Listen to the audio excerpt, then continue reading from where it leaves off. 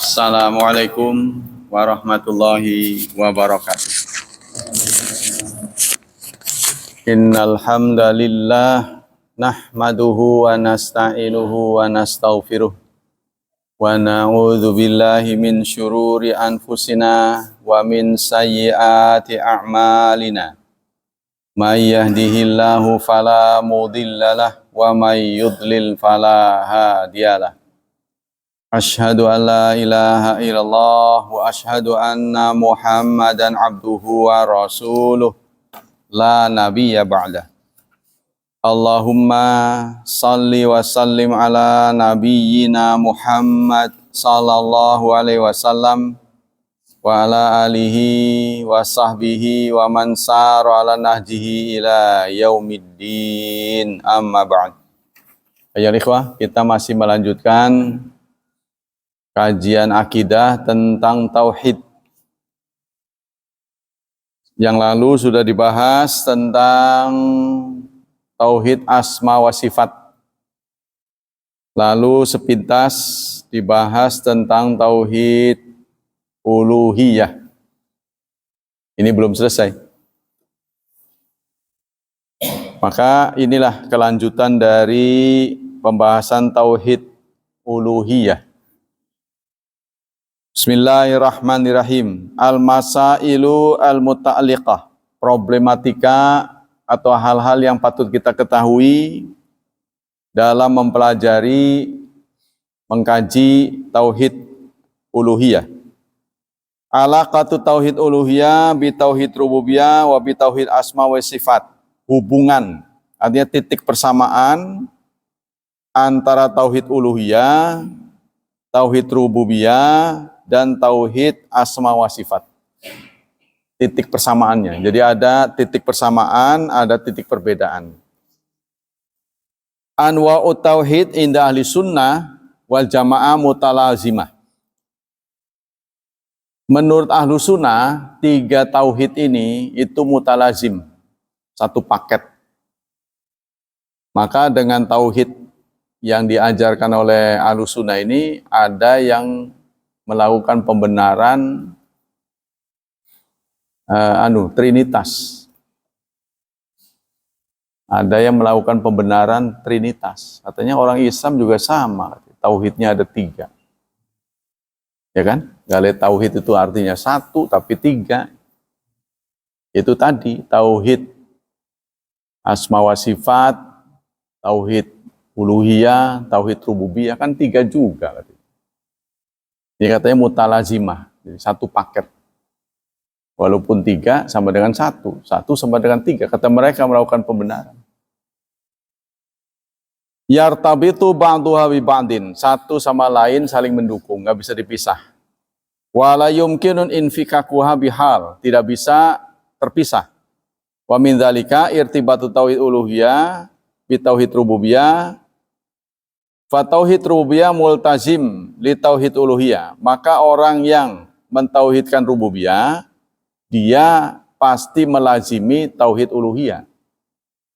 Ini kalau bahasa, karena ini bahasa Arab sering diulang-ulang, kita sering pusing karena enggak rububiyah apa, uluhiyah apa.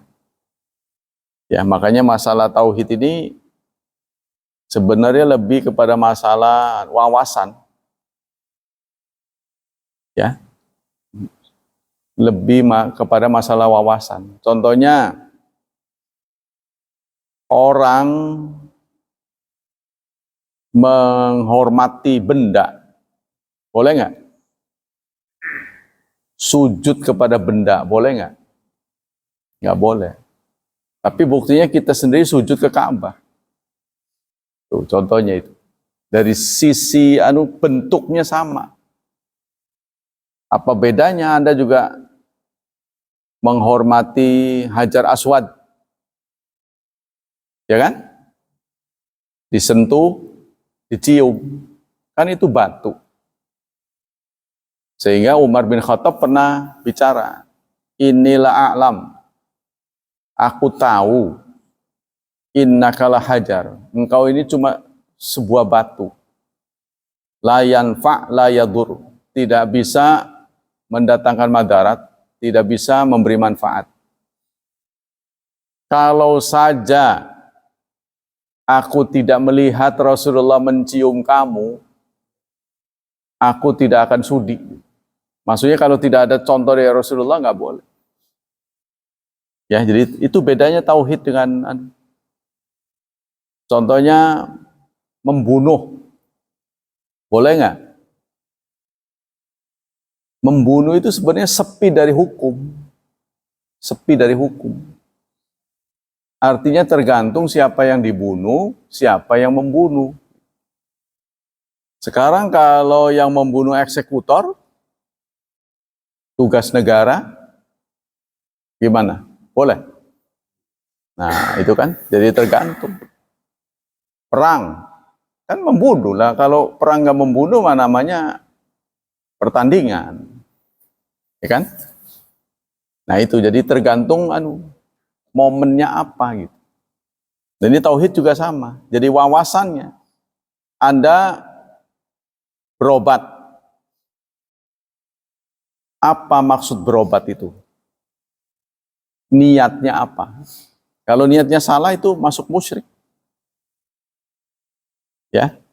Kalau orang mengatakan begini, saya berobat karena ingin sembuh.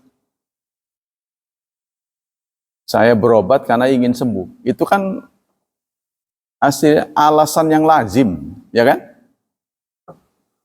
Berobat ingin sembuh. Boleh nggak itu? Nggak boleh. Berobat karena perintah. Rasulullah nyuruh kalau sakit berobat. Tapi kita nggak bisa meyakini, tidak boleh meyakini itu penyembuh. Penyembuhnya Allah. Karena itu ya syafi. Jadi obat itu hanya syariat saja. Sama dengan ini, nanti kalau melebar lah. Masuk surga. Orang masuk surga. Karena amal, apa karena pemberian. Kemarin kan ditafsirkan sudah ada. Ya, tilkal jannatu uristumuha bima kuntum taksibun. Inilah surga. Kamu diberi warisan. Kalau warisan ada usaha nggak? Nggak ada, kan nomplok, namanya rezeki nomplok. Ya, seorang ayah meninggal, anaknya dikasih kan kepemilikan bapaknya tanpa usaha, itu waris. Tapi di ujung ayat bima kuntum taksibun, karena perbuatan yang kamu kerjakan. Ini bisa diukur dengan begini. Kita punya rumah, ya. Dulunya rumah itu milik developer, lalu beralih ke kita. Kan ada proses tuh. Ada proses akad kredit kan. Akad kredit bukan sembarang datang, tapi harus memenuhi syarat dan ketentuannya. Harus melengkapi dengan slip gaji. Ya, benar nggak? Slip gaji. Terus ada tanda tangan berjanji akan setia mengangsur sampai selesai, tergantung akad. Begitu nggak? Nah itu rumah kita. Itulah rumahku, rumahmu. Yang ukurannya terbatas. Ya, dan masih polos dulu sampai-sampai pintunya aja kayunya apa tuh? Triplek. Ditendang aja jebol kan? Yang aslinya sekarang mau udah kokoh besi kali. Sekarang udah besi kali. Surga, saudara, surga kalau dari bata di semen itu apa yang ngelepak ya? Hah? Plester. Plesternya itu batu mutiara, batu permata. Surga. Anda tahu harganya kan? Lapis emas, lapis perak. Kira-kira berapa kalau dijual? Terus setelah Anda membayangkan harganya, cocok enggak dengan pembelian yang Anda lakukan? Cocok enggak dengan upaya kita? Nah, kalau enggak cocok itulah makanya disebut warisan. Enggak cocok. Sementara sekarang kalau ini ada satu rumah tipe 21, harganya 21 miliar.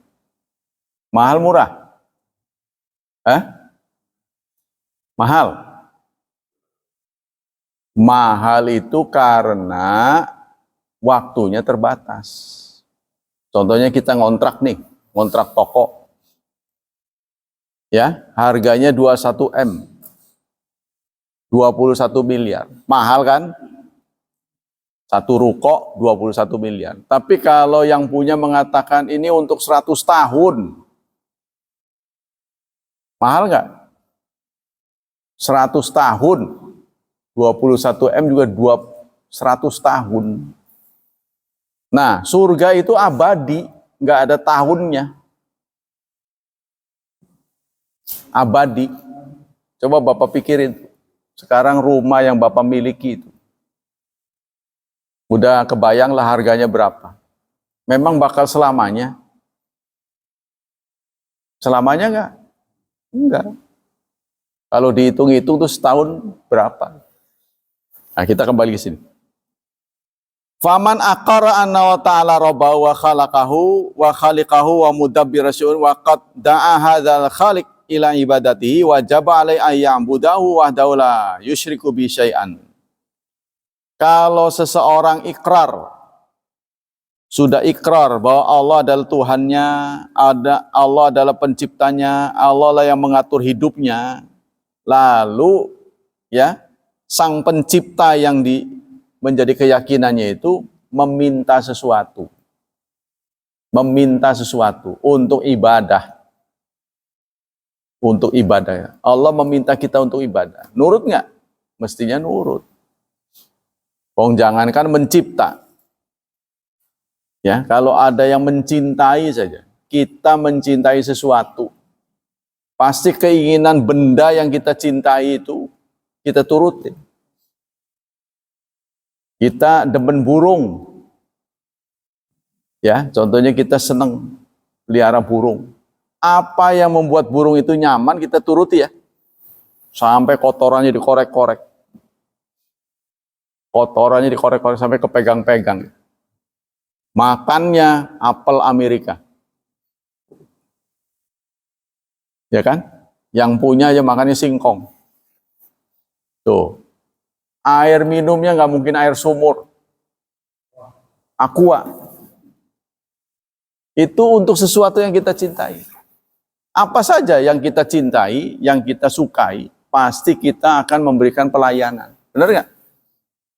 Nah sekarang Allah, kita cinta pada Allah nggak? Allah yang menciptakan kita, Allah yang mengatur hidup kita. Allah cuma nyuruh supaya kita ibadah kepadanya. Dan itu pun demi gengsi kita.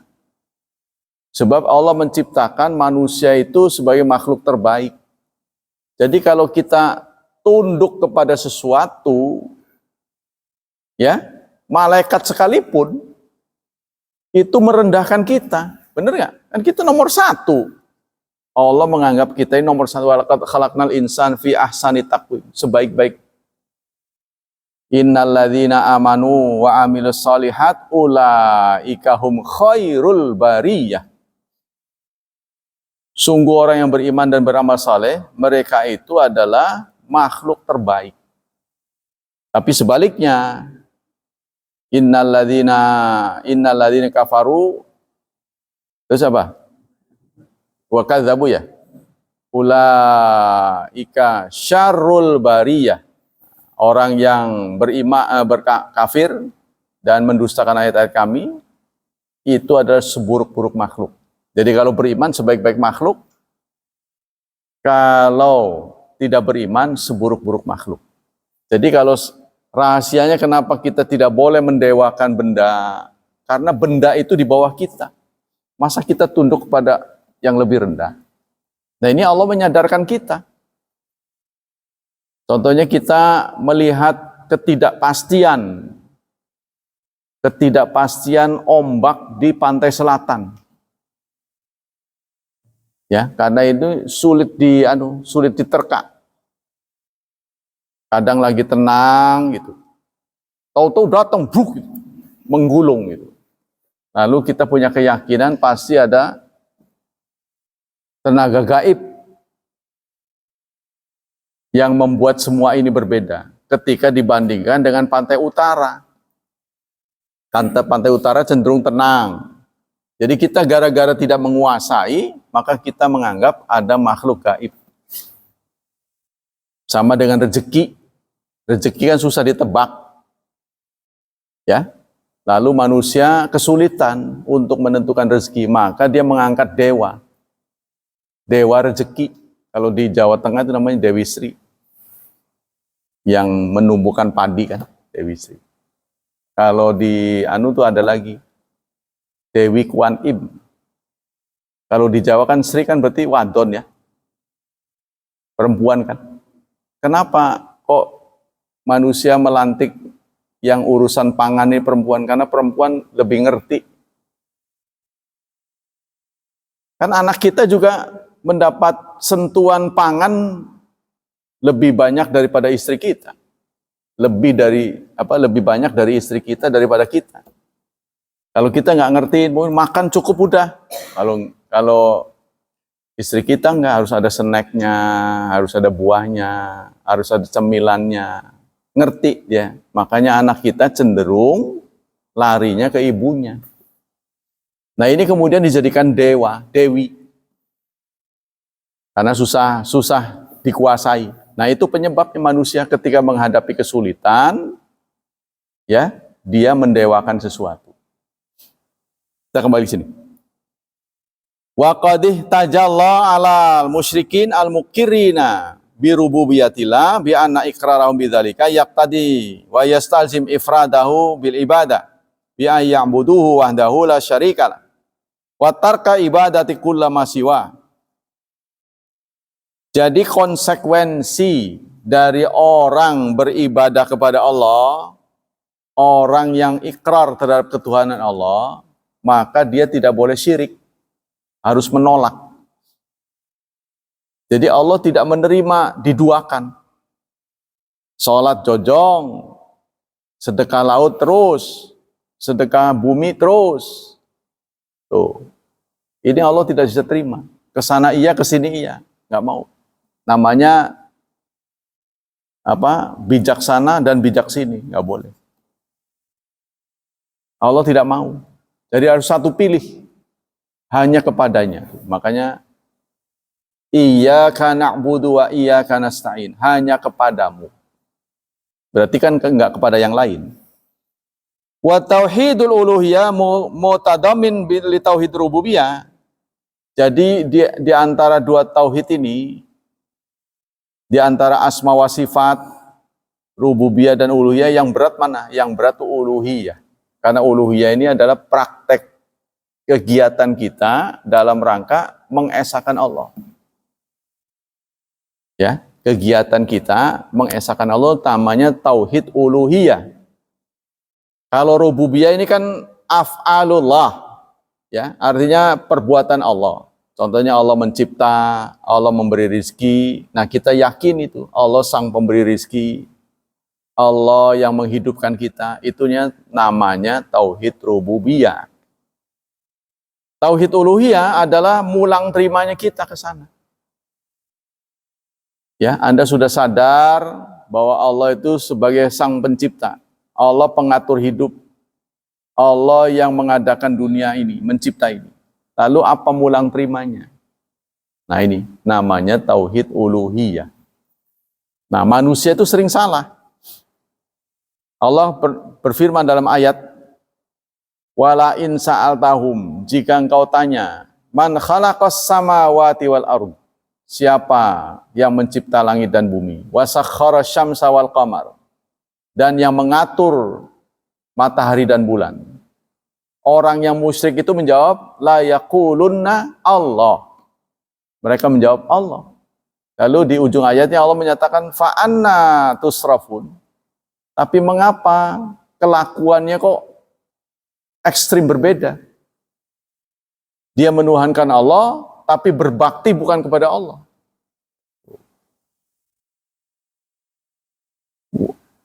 Wa amma alaqatu baina wa tauhid asma wa sifat.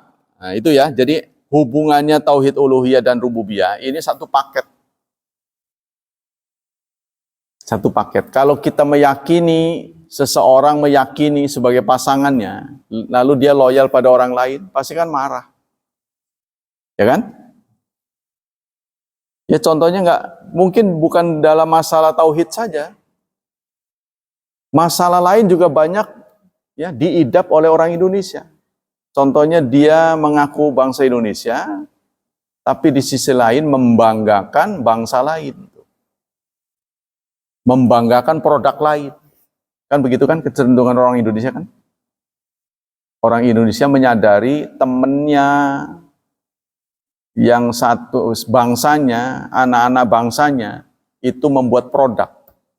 Orang lain buat produk, tapi dia lebih suka yang dari luar.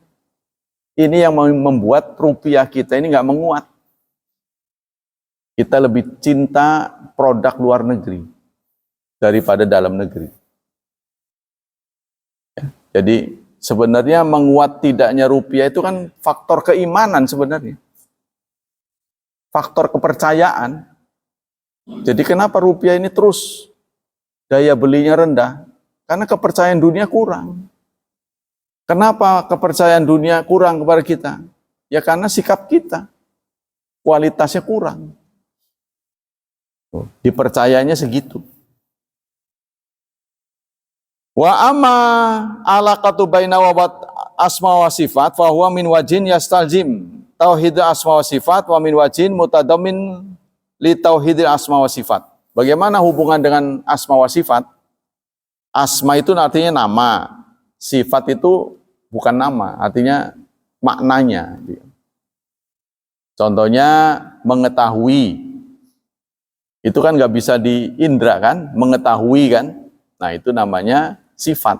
Kalau nama, ya nama Allah Ar-Rahman itu nama. Dipanggil, nama itu untuk dipanggil.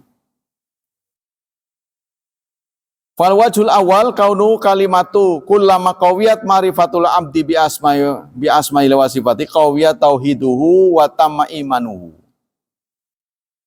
Dari satu sisi, setiap pengetahuan seorang hamba terhadap nama dan sifatnya kuat, maka tauhidnya akan kuat. Jadi artinya Allah sudah merilis nama-nama.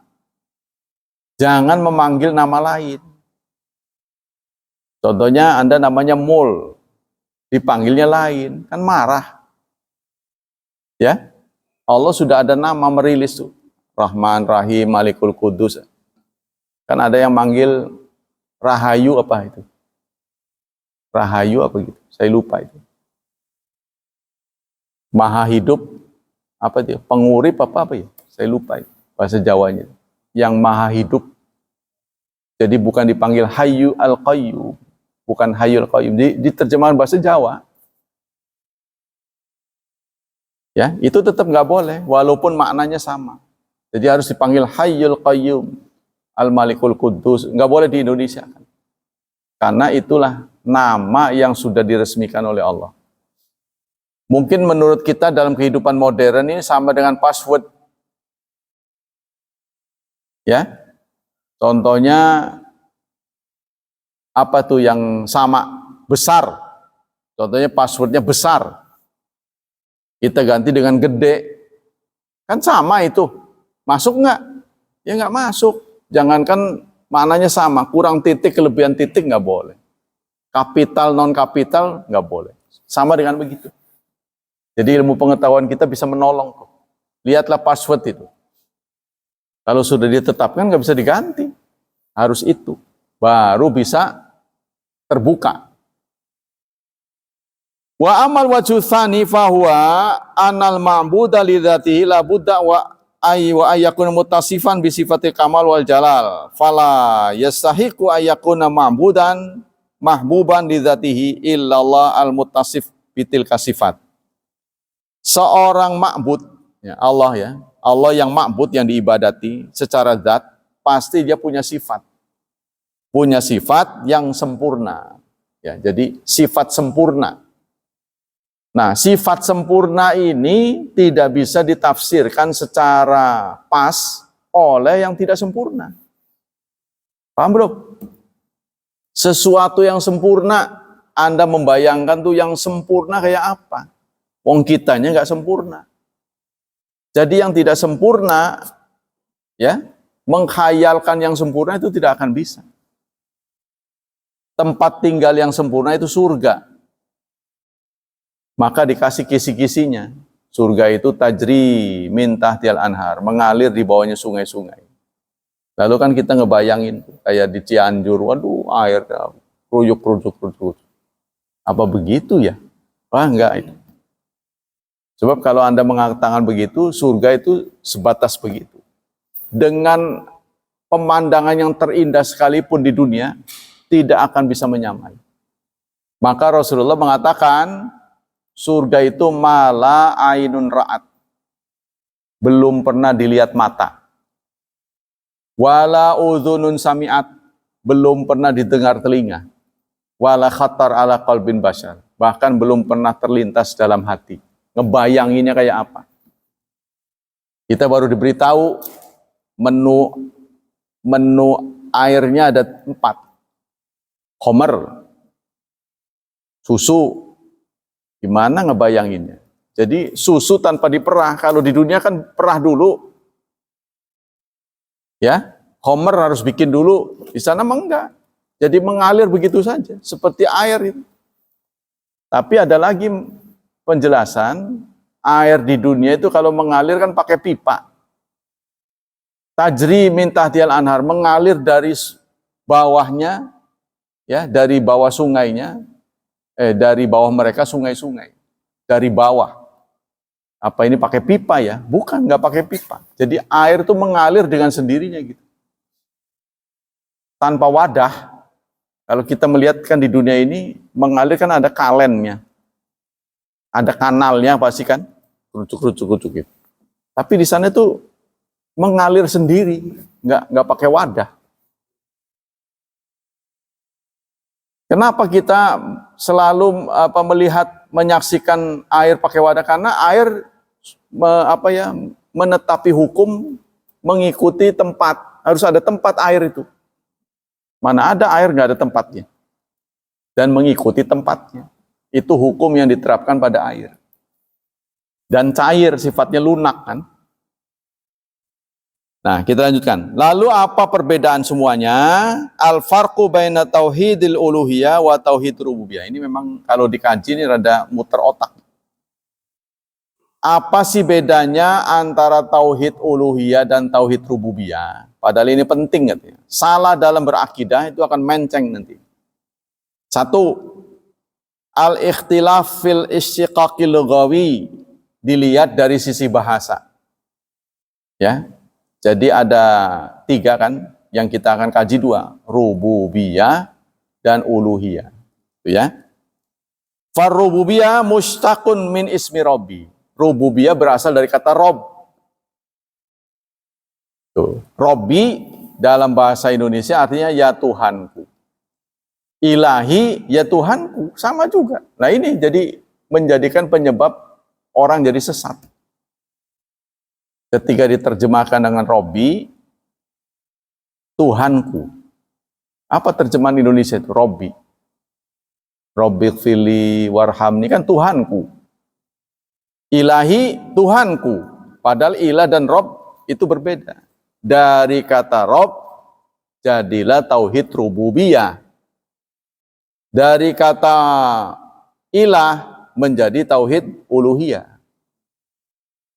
Rob ini adalah perbuatan Allah. Kalau ilah, perbuatan kita. Nah, itu yang pertama ya. Dilihat dari akar katanya, Rob, rububiyah berasal dari kata Rob. Uluhiyah berasal dari kata Allah atau ilah. Yang kedua, ikhtilaf fit ta'rif. Definisinya. Tauhid rububiyah ifradallah bi af'alih. Yang namanya tauhid rububiyah ifradullah bi af'alihi. Mengesakan Allah karena perbuatan Allah. Mengesakan perbuatan Allah. Jadi contohnya pencipta langit dan bumi siapa? Kita nggak boleh mengatakan ya kadang Tuhan A yang menciptakan gunung, Tuhan B, itu nggak boleh. Seperti dalam keyakinan agama lain ya, katanya ada kongsi 3 dewa. Kongsi 3 dewa. Jadi ada dewa yang tugasnya membangun. Ya kan? Ada dewa yang tugasnya merusak. Terus apa lagi? Memelihara. Jadi dewa ini nggak berantem. Yang membangun, lalu dirusak. Weh, ngerusak, udah saya bangun. Itu ya. Maka orang Indonesia karena harus satu, mana yang dipilih tuh? Kalau ada 3 kekuatan, merusak, membangun, dan memelihara. Yang Anda pilih yang mana? Hah? Yang dipilih orang Indonesia merusak. Karena kalau membangun kan baik. Ya kan? Terus apa tadi itu? Memelihara baik. Nah, ini yang harus dicegah, ini yang merusak. Maka disajenilah yang merusak. Yang merusak dikasih sajian supaya dia nggak marah. Aja ngerusak ya. Lah kenapa yang membangun nggak ngebangun nggak apa-apa, nggak memelihara nggak apa-apa, yang penting jangan dirusak. Tuh itu pinternya begitu. Ya, dipilihlah dewa yang merusak, dikasih sajian supaya dia tidak angot, marah dari merusak. Dia nggak ngebangun nggak apa-apa, nggak melihara nggak apa-apa. Yang penting jangan dirusak. Nah dalam Islam ini kesatuan. Yang membangun adalah Dia, yang mencipta adalah Dia, yang merusak juga Dia. Apa Allah akan merusak? Lah iya kan, kiamat kan merusak itu. Rusak kan jadinya. Ya kan? Idza zulzilatil ardu zilzalaha. Apabila bumi diguncangkan. Diguncangkan buat apa? Untuk dirusak kan? Wa akhrajatil ardu athqalaha, dan bumi memuntahkan isinya. Anda tahu isi bumi kan? Isi bumi apa? Di atasnya manusia, pohon, bangunan, di bawahnya air, kerikil, macam-macam di dalamnya. Ya, batu-batuan itu dibubarin semua. Terbayang nggak itu? Wah, bagaimana dahsyatnya. Nah itu tauhid rububiyah, itu adalah meyakini sifat Allah, meyakini perbuatan Allah. Jadi ifradullah bi af'alihi definisinya. Mengesahkan Allah, mengesahkan perbuatan Allah. Jadi yang dari Allah ke kita, siapa yang mencipta? Allah. Siapa yang memelihara? Allah. Jadi sifat Rob ini itu tercantum dalam suratul A'la. Ya. Dalam suratul A'la itu mencerminkan sifat Rob. Sabbihisma rabbikal a'la. Ya kan? Bertasbihlah terhadap Tuhan yang a'la, Rob.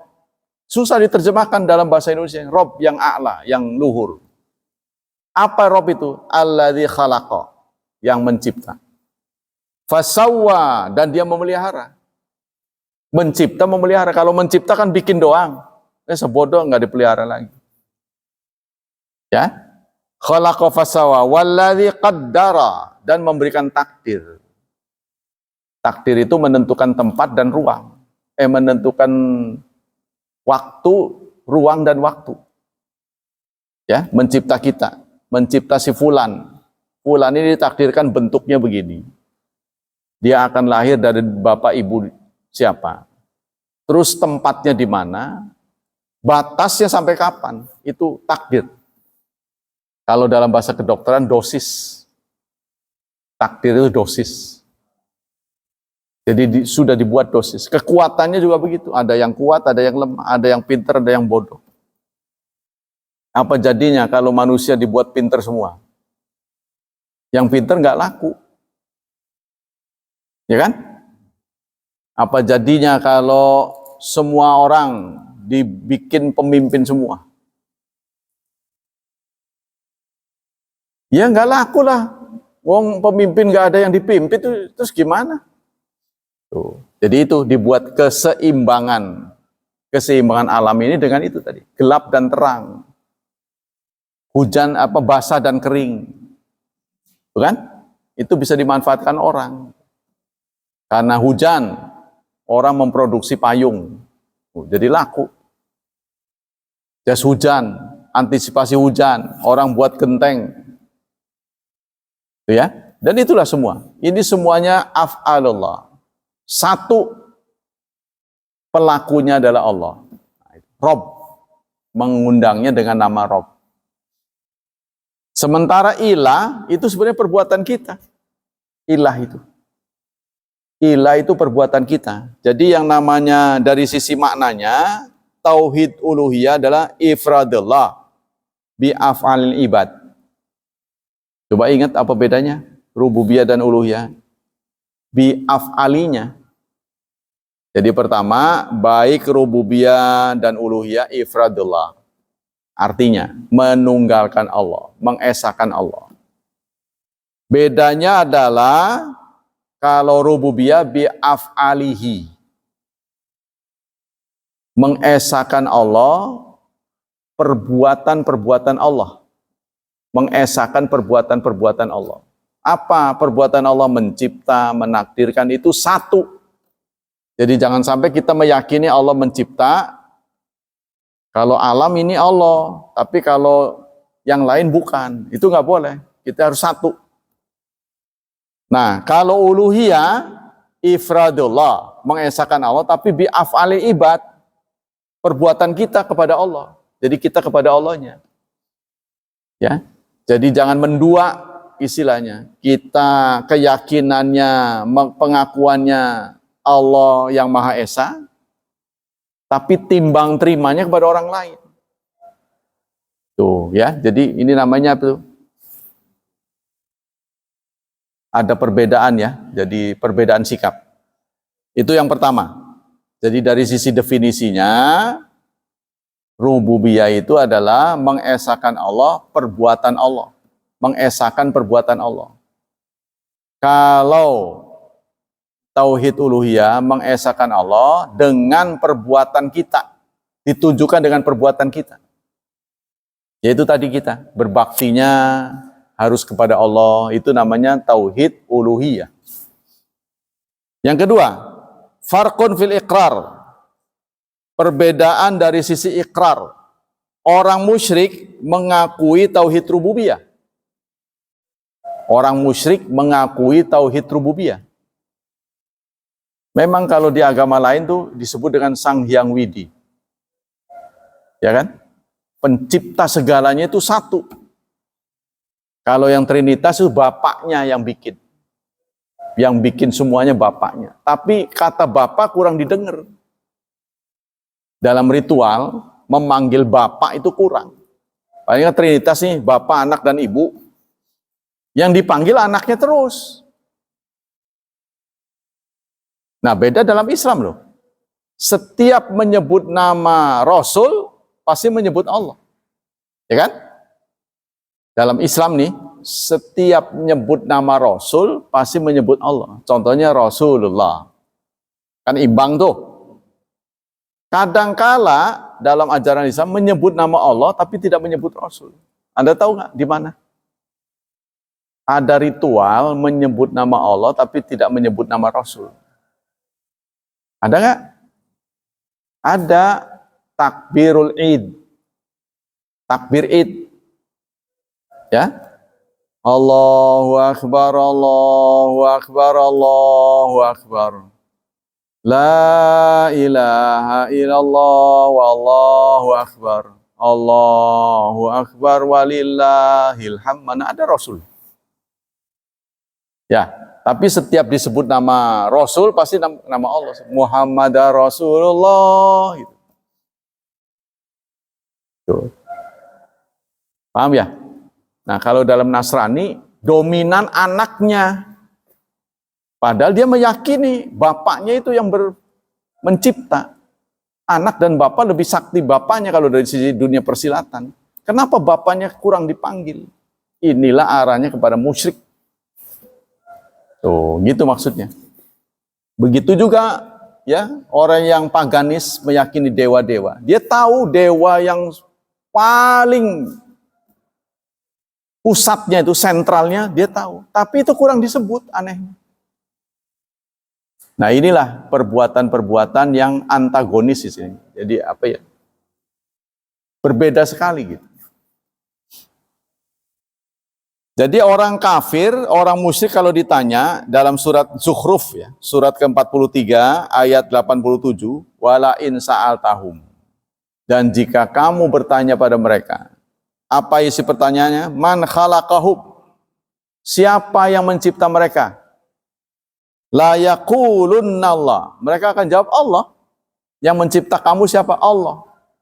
Tapi dia tidak berbakti pada Allah.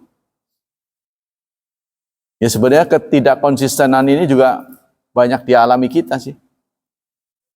Banyak kita alami. Contohnya Rasulullah sudah wanti-wanti. Semua tahu itu. Taraktu fikum amrain. Aku tinggalkan dua. Kamu tidak akan sesat selama dua hal itu kamu pegang dengan baik. Kitab Allah dan sunnatul Rasul. Kitab Allah dan sunnatul Rasul. Tapi saat disampaikan kitab Allah, mereka nggak terima. Saat disampaikan hadis, mereka nggak terima. Anehnya begitu ya. Kemudian tauhid uluhiyah, wa tauhid uluhiyah angkarahul musyrikun. Tauhid uluhiyah diingkari oleh orang musyrik. Tauhid rububiyah diterima, tauhid uluhiyah tidak diterima.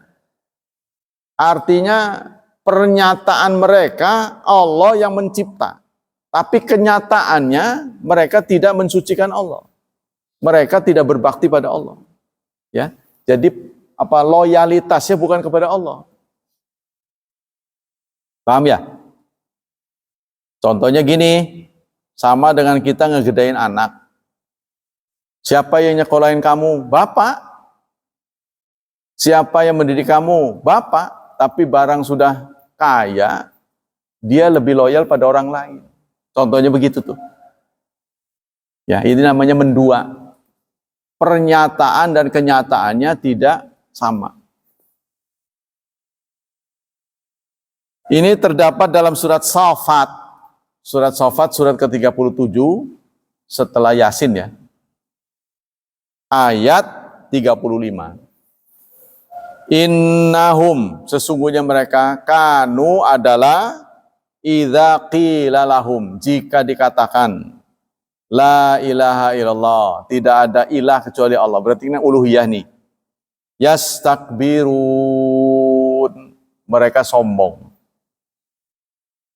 Sombong dengan tidak berbakti kepadanya.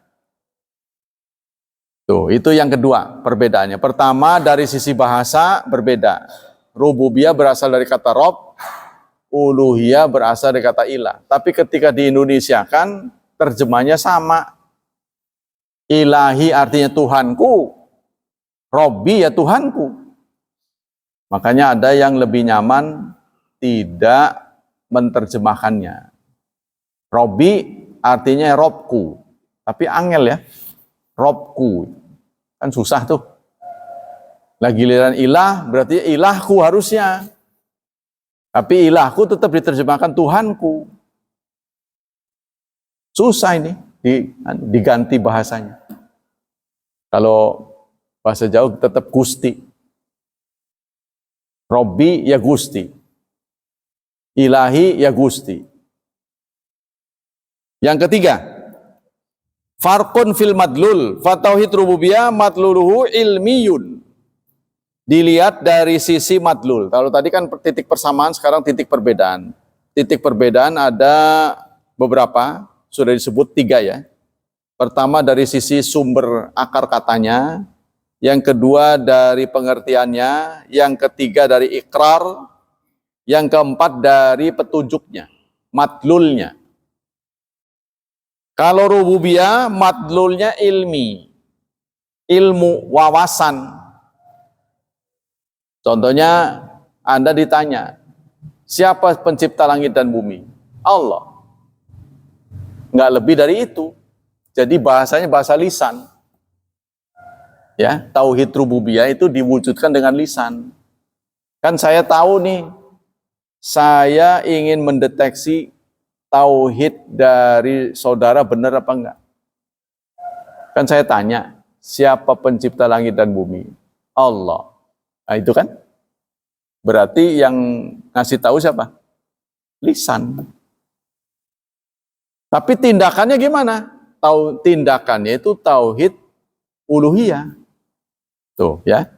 Jadi kalau tauhid matlulnya rububiyah itu ilmi, tauhid uluhiyah itu amali. Nih ada istilah ilmu dan amal. Kalau rububiyah hanya sebatas ilmu. Kalau uluhiyah amal. Bisa nggak ngebedain? Kita mau cek nih, mau ngecek tauhid anak kita benar apa enggak dari sisi rububiyah dan uluhiyah. Sekarang Anda mendeteksi tauhid anak benar apa enggak? Dengan cara apa? Kita mendeteksinya. Kan dites. Ya kan? Siapa yang menghidupkan kamu? Kan mulutnya jawab, Allah. Berarti benar, itu tauhid rububiyah. Ya kan? Karena wawasan, untuk ngecek wawasan kan pakai mulut. Ya kan? Sejauh mana Anda tahu Cianjur contohnya? Oh, Cianjur begini. Saya tahu Pak Hilman lebih tahu Cianjur kan dari mulut Pak Hilman. Kan saya lahir di sana, Pak. Begitu kan? Saya kan tidak bisa meraba apa yang di otak seseorang. Kita bisa tahu dari gejalanya dengan ditanya. Itu namanya ilmu. Ilmunya begitu, ilmu pengetahuan. Tapi sisi amalnya, prakteknya. Anda sebagai orang Indonesia. Tapi mengapa tidak membanggakan Indonesia? Nah ini kan bisa dibalikin tuh. Benar nggak? Kalau ditanya, Anda orang mana? Indonesia. Tapi mengapa kok membanggakan orang lain? Kan begitu kan? Nah ini, membanggakan itu kan kelakuan. Itu namanya uluhiyahnya. Paham belum ini? Jadi antara pernyataan dan kenyataan. Pernyataannya A, kenyataannya B, itu berarti musyrik. Gimana nih? Paham nggak? Jadi kalau tauhid rububiyah itu sifatnya wawasan, pernyataan. Saya bisa menguji Anda itu benar apa enggak, ilmunya, kan dengan ditanya.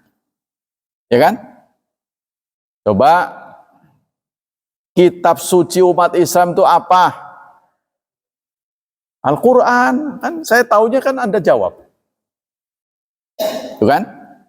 Kalau Anda mengakui kitab suci sebagai Quran, kenapa jarang baca? Nah, ini namanya uluhiyah. Jadi pernyataan dan kenyataannya berbeda. Yang dikehendaki dalam Islam, pernyataan dan kenyataannya sama. Ilmu dan amalnya, ilmu dan perbuatannya sama. Itu. Jadi kalau ada ilmunya begini, tapi amalnya begini, berarti itu rububiyah dan uluhiyahnya berbeda. Ya, ini agak jelimet ini, tauhid ini. Ini yang banyak dipraktekkan secara salah gitu loh, maksudnya. Dia gale orang Islam, dia menyatakan dirinya Muslim, tapi amalnya seperti bukan Muslim. Mendua singkatnya. Ya, mendua.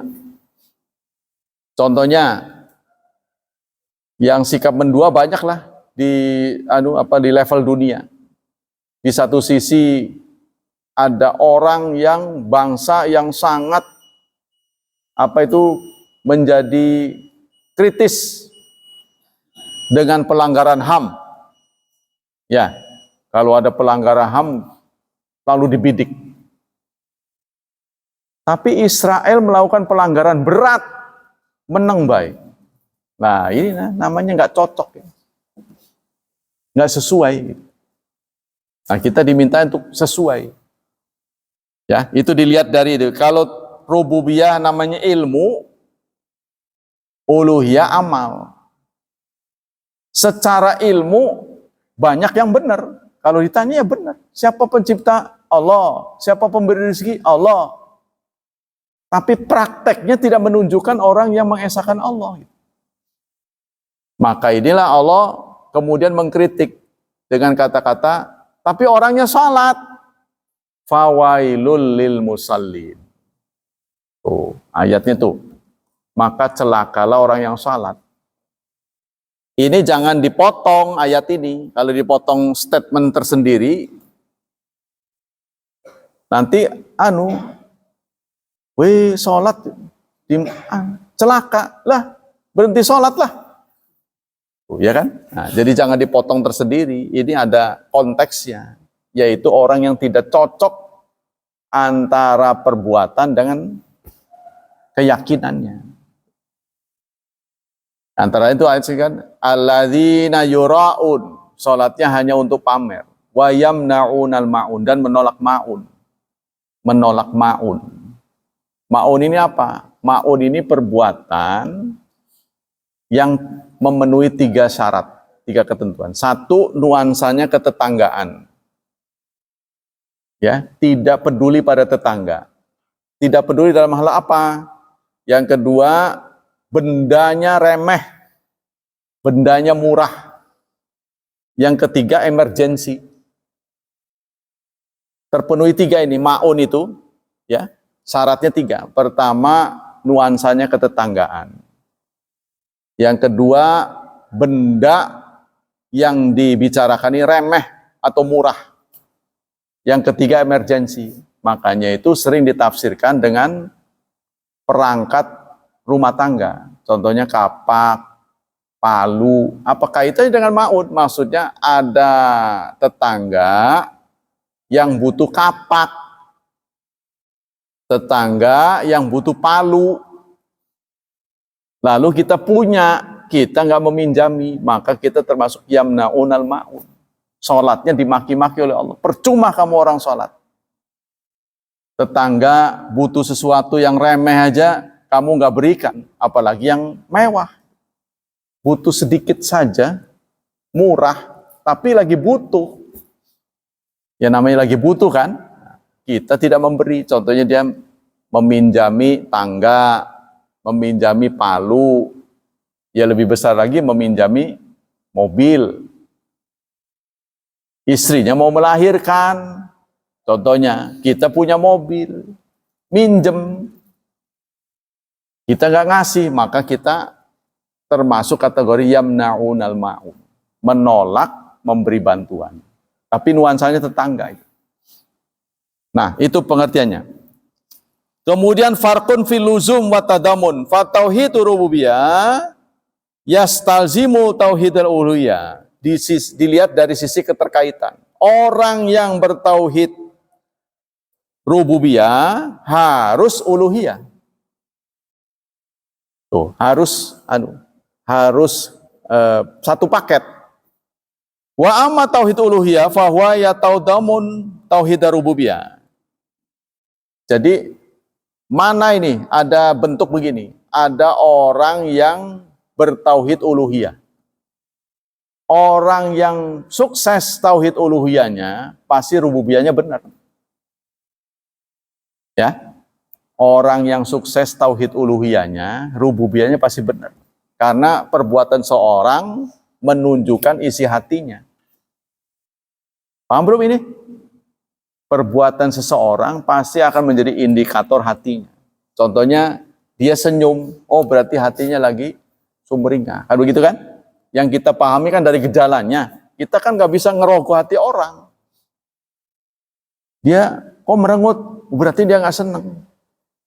Pertanyaannya apa? Setiap orang merengut, berarti dia nggak seneng? Apa setiap orang senyum berarti mendukung? Belum tentu. Ya, kalau orangnya 1000 muka, suka show ya, sering bermain drama, ini karena sering dengar drakor, pemain drama yang tertawa apalagi dia seneng, apalagi seneng dia. Kita mengartikan orang kaya. Apa itu orang kaya? Yang banyak uangnya. Gitu. Benar gak? Gak selalu. Nah, itu kasir bank itu banyak uangnya. Sama-sama ngitung uang. Perbuatannya ngitung uang nih judulnya. Tapi beda antara perasaan orang yang milik dia dengan milik orang lain. Benar gak? Punya mobil banyak, beda dengan tukang parkir. Tukang parkir kan mobilnya banyak. Senang nggak dia? Apa Anda beranggapan sehari-hari orang yang bawa mobil itu bahagia? Bahagia nggak? Belum tentu. Driver, kan saya suka diantar jemput. Bapak bahagia nggak Pak? Saben hari bawa mobil. Apa bahagianya? Orang kan kepengen saben hari bawa mobil, bawaannya mobil. Ya tapi itu kan saya tugasin. Jadi beda, bawa mobil sendiri dengan mobil orang lain. Sama-sama bawa. Jadi apa yang membuat orang bahagia? Hati. Nah, kita meyakini Allah sebagai pencipta. Tapi kita tidak loyal pada Allah. Itu tidak nyaman. Jadi orang bisa ya, tauhid rububiyahnya benar, tapi salah uluhiyahnya. Ya, dalam praktek begini. Dia mengakui Allah sebagai Tuhannya. Dia mengakui Allah sebagai penciptanya. Tapi di sisi lain, dia memberikan sesajen. Sedekah laut, tuh. Sedekah gunung. Anda kalau lihat di Gunung Bromo tuh, yang terkenal itu kan tempat ritualnya suku Tengger. Mereka kalau mau hajatan itu monggok kambing, pongkok. Kadang-kadang ibu-ibu dipongkok, udah sampai di kawahnya itu dijebrusin. Hidup-hidup dengan keyakinan sukses gitu. Apa kebutuhannya sukses? Dia baca-bacaan dulu. Jadi Gunung Bromo itu ada gunung untuk ritualnya orang Tengger, suku Tengger. Maka yang boleh ke sana tuh, yang boleh nganter tuh mereka, karena khawatir kita akan menghinakan itu. Mereka kan pasti nggak terima ya. Nah, itu yang kelima. Jadi orang yang sukses tauhid uluhiyah pasti rububiyahnya benar. Ya. Kalau orang yang tauhid rububiyahnya beres, belum tentu uluhiyahnya sukses. Ini dibuktikan dengan orang Arab. Kalau ditanya, siapa penciptamu? Allah. Tapi di sisi lain mereka tidak mengesahkan Allah. Yang keenam, farqun fil kifayah. Fa tauhid rububiyah la yakfi wahdahu lidukhul fil Islam. Kalau orang dengan tauhid rububiyah tidak cukup menjadi muslim. Orang masuk Islam itu tidak cukup dengan tauhid rububiyah. Contohnya, apakah kamu berketuhanan yang Maha Esa? Ya, saya mengakui Tuhan sebagai pencipta saya. Itu belum Islam. Ya, seseorang Islam itu pintu gerbangnya dengan syahadat. Asyhadu alla ilaha illallah wa asyhadu anna Muhammadar Rasulullah. Syahadat yang pertama ini mengindikasikan ikhlas. Menerima Tuhan sebagai pencipta, pengatur, dan kita bersedia. Yang kedua, asyhadu anna Muhammadar Rasulullah itu artinya saya bersedia mengikuti, meneladani Rasulullah. Sumpah itu sebenarnya. Saya bersaksi, saya bersumpah hidup saya akan diwarnai dengan keteladanan Rasulullah. Jadi kalau orang katanya sesudah baca syahadat tidak ikhlas dan tidak mutaba'ah, maka tidak sesuai. Sekarang apa hasilnya? Faedahnya apa? Faedah ya atau hasil yang dibuahkan oleh orang yang bertauhid. La tuhsa, tidak bisa dihitung. Faqulu khairin fil ajil wal ajil fahuwa min samarati hadzat tauhid. Maka semua perbuatan baik di dunia itu bersumber dari tauhid ini. Contohnya begini. Perbuatan orang soleh dengan orang tidak soleh dalam taat kepada orang tua. Ya, orang yang soleh taat, orang yang tidak soleh, yang bukan beragama, juga taat pada orang tua. Bedanya di kalau orang soleh taat kepada orang tua itu diperintah Allah. Karena perintah Allah. Ya, namanya orang tua, kita harus hormati siapapun dia. Sementara orang yang tidak bertauhid boleh jadi ya nurut sama orang tua itu karena ada sesuatu yang diharap dari orang tuanya. Contohnya dia kaya, nggak enak dan sebagainya. Tapi orang soleh tidak, ya yang menjadi sumber kekuatan dia taat pada orang tua karena disuruh Allah. Wabil walidaini ihsanan. Tuh, itu bedanya di situ. Ini jadi merupakan apa namanya itu? Gelombang ya. Jadi merupakan gemak ya dari tauhid kepada Allah. Jadi orang baik melakukan kebaikan itu karena tauhid. Famin azami asramat wa fauzu bil jannah. Maka yang paling utama yang akan diperoleh oleh orang yang bertauhid adalah surga. Habis waktunya. Wa min samaratiyah husul amni wal ihtida. Begitu juga orang yang bertauhid ini seperti yang Allah sampaikan dalam surat 6 ayat 82. Orang yang bertauhid uluhiyah dengan benar pasti masuk surga. Walladzina amanu, orang yang beriman, walam yalbisu, dan dia tidak mengotori imanahum bizulmin, keimanannya dengan zalim. Zalim ini ditafsirkan dengan syirik. Ulaika lahumul amnu, mereka itu mendapat jaminan. Amnu itu garansi. Ya, jadi masuk surga itu syaratnya cuma satu, tidak musyrik. Cuma satu itu angel. Contohnya dalam berobat, keyakinannya harus perintah Allah. Saya disuruh berobat. Bukan karena mengharap kesembuhan, kesembuhan harus diminta dari Allah. Jadi orang yang beriman tidak akan datang ke dokter, Pak dokter sembuhkan saya dong.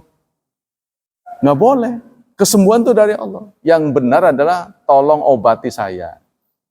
Beritahu obatnya apa. Itu.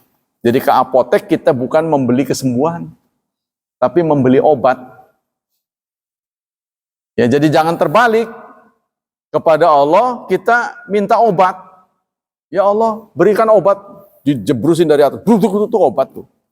Jatuh dari langit, bukan. Meminta kesembuhan. Betapapun katakanlah Anda tidak memilih amin, tidak memilih paslon amin. Tapi karena itu ketentuan agama, ya sama dengan itulah. Kita harus mencium hajar aswad, kan kita tahu itu batu. Tapi karena perintah, kalau Anda bayangkan sebenarnya praktek haji itu kesannya main-main. Benar nggak? Kalau kita lihat loh, kita ada di atas di langitnya tuh ngelihat orang praktek haji, kesannya main-main. Dari sofa marwah, orang jelas. Kalau ngambil sesuatu sih, nimba sih masih mending kan, nimba ngangsu itu. Dari sini ke sana lagi kosong ngangsu. Ini sana sini. Udah aja selesai. Tawaf muter gitu doang. Terus nanti ada dinding dilemparin.